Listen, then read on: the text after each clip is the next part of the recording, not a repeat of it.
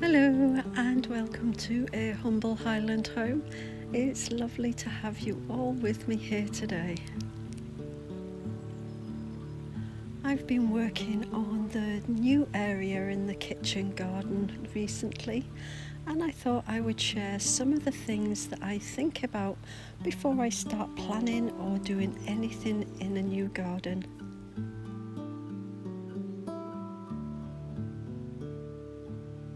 The first thing I do is to take some time to think about what I actually want from the garden. It was important to me to build in lots of little sit spots throughout the garden area, a place where I can sit in the green spaces and just take my time to drink a nice cuppa. It was also very important for us, for any visiting kiddos, to have places that they could explore, create and play, and an area of production where things are made, fixed or stored.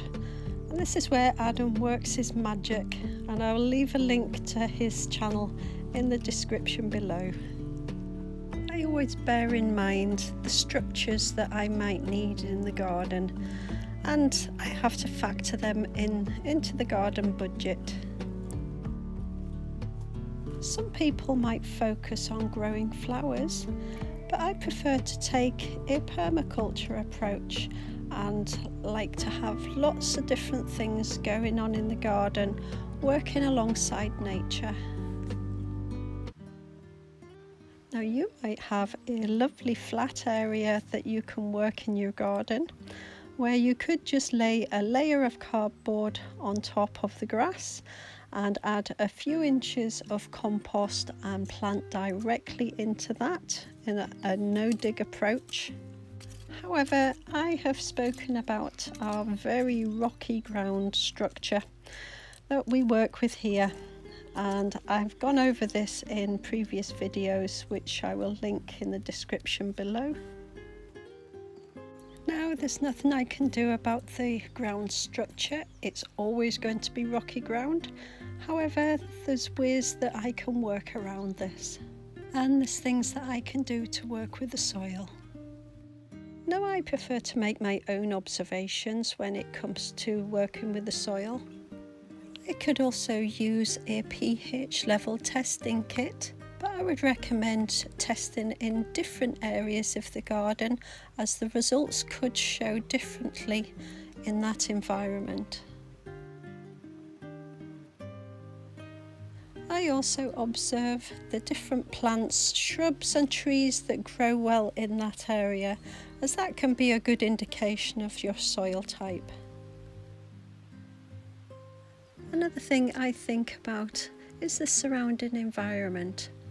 I think about where the shaded areas are, and if the land is on a slope, which could create a problem, but you could also use it to your advantage. When building a garden, I think it's essential that you know where you get your most sunlight from. Now, in this garden, the sun rises around here, and then gradually the midday sun is above the polytunnel, and then in the afternoon it's around the side of the greenhouse, and then the sun sets over the hill at the back. So as you can see, that we are surrounded by hills on three sides, so the sunlight is limited, and that, with knowing your garden last and frost dates, gives me a good indication of what I can and can't grow here.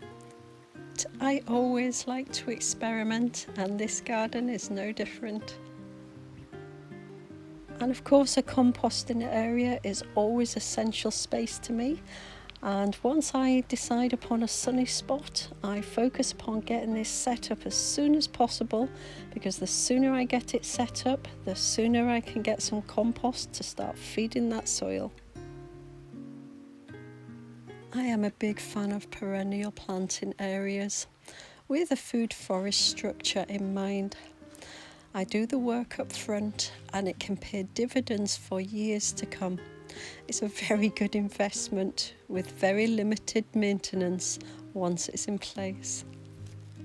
So depending on the space that I have available would determine what plants, shrubs and trees that I would be planting in that area.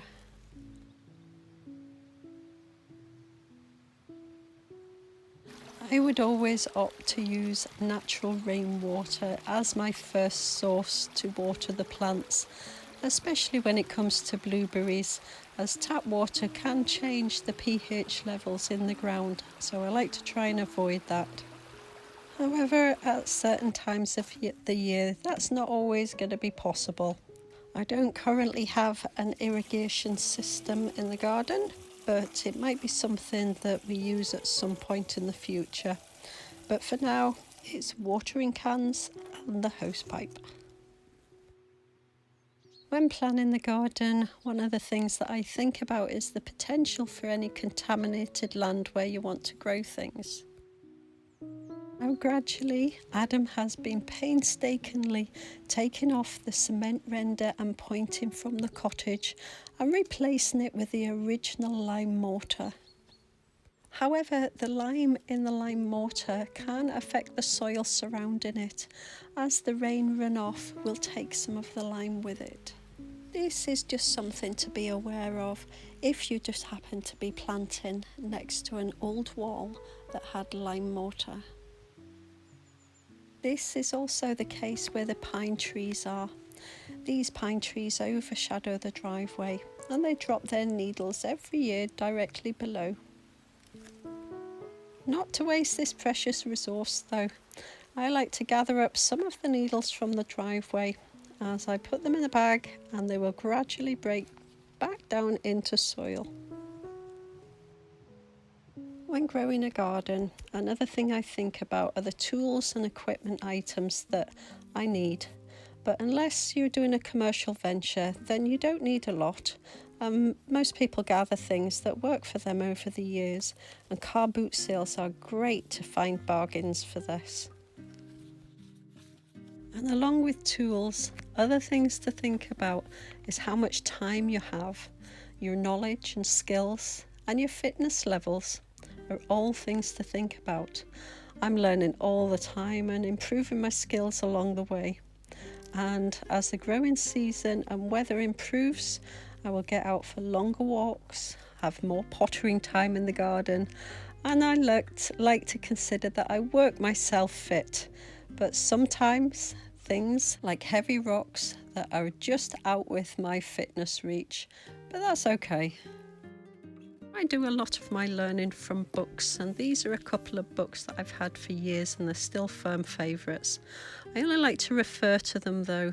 I don't follow any particular growing style, as I've developed my own style over the years, which I believe works for me. However, that's not to say that I won't change things in the future. And of course, if you are growing your own produce, it's what to do with it when it comes into the kitchen. Kitchen garden can provide you with a lot of ingredients, but knowing what to do with them is essential to your own home and circular economy. So these are a few things that I think about before I start a new garden. Then it's time to make a few decisions, make up a plan, and then get started. But for now, thank you so much for joining me here today. Please chat in the comments below and let's share our excitement as the spring season is just round the corner. Take care of yourselves and others, and I'll see you in the next video.